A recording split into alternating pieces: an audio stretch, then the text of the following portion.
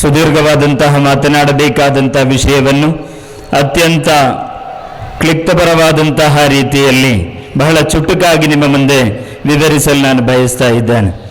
ಮನ್ ಅಮಿಲ ಸಾಲಿಹನ್ ಮಿನ್ ذكرٍ أو أنثى وهو مؤمن فلنحيينه حياة طيبة ولنجزينهم أجرهم بأحسن ما كانوا يعملون.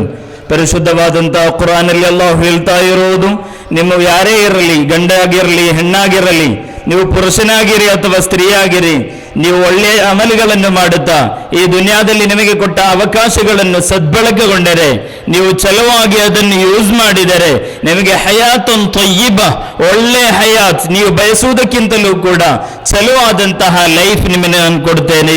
ಹುಜೂರ್ ಸಲ್ಲಲ್ಲಾಹು ಅಲೈಹಿ ವಸಲ್ಲಂ ನಮಗೆ ಒಂದು ಪರಿಶುದ್ಧವಾದಂತಹ life model, ಒಂದು ರೋಲ್ ಮಾಡೆಲ್ ಆಗಿ ನಮಗೆ ಎಲ್ಲವನ್ನೂ ಕೂಡ ತೋರಿಸಿಕೊಟ್ಟಿದ್ದಾರೆ.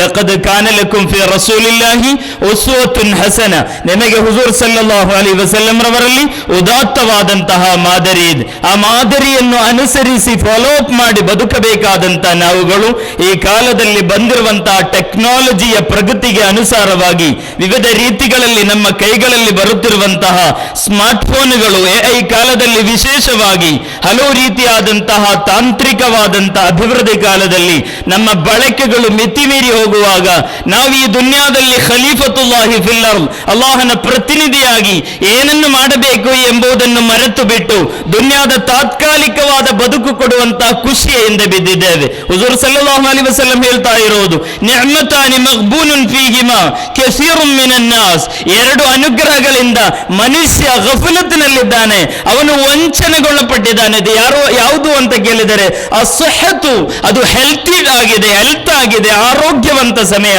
ಇನ್ನೊಂದು ಅಲ್ ಫರಾಗ್, ಬಿಡುವಿನ ವೇಳೆ ಎಂಬುದು. ಸುದೀರ್ಘವಾಗಿ ವಿವರಿಸಬೇಕಾದಂತಹ ವಿಷಯಗಳು, ಸೋಷಿಯಲ್ ಮೀಡಿಯಾಗಳ ದುರ್ಬಳಕೆ ಮತ್ತು ಸದ್ಬಳಕೆ ಎಂಬ ವಿಷಯವನ್ನು ಕುರಿತು ನಾನು ನಿಮ್ಮ ಮತ್ತೆ ಮಾತನಾಡಲಿಕ್ಕೆ ಬಯಸ್ತಾ ಇರೋದು.